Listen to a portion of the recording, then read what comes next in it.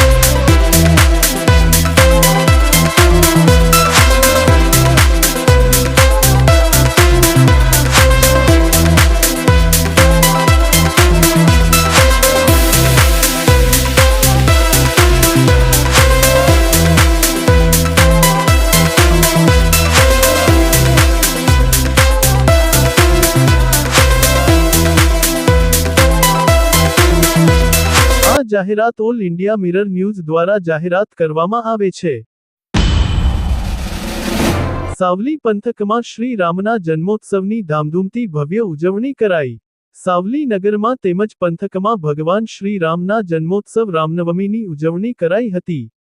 સાવલી નગર તેમજ પંથકના મંજુસર સહિતના ગામોમાં ભવ્ય શોભાયાત્રાનું આયોજન કરાયું હતું.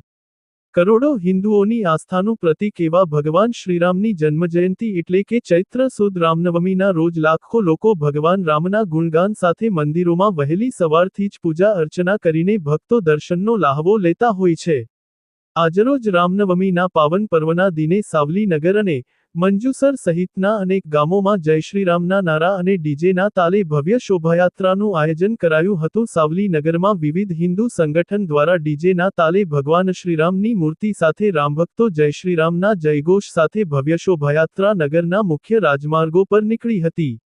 શોભાયાત્રાના માર્ગ પર રામભક્તોનું પુષ્પવર્ષા ભવ્ય સ્વાગત કરાયું હતું અને પાણી સહિત છાશ અને ઠંડા પીણાની લહાણી કરાઈ હતી. પ્રસિદ્ધ ભીમનાથ મહાદેવના મંદિરે પહોંચી પૂજા અર્ચના કરી પૂર્ણાહુતિ કરાઈ હતી. ત્યારબાદ સર્વ ભાવિક રામભક્તોએ મહાપ્રસાદી ગ્રહણ કરી ધન્યતા અનુભવી હતી.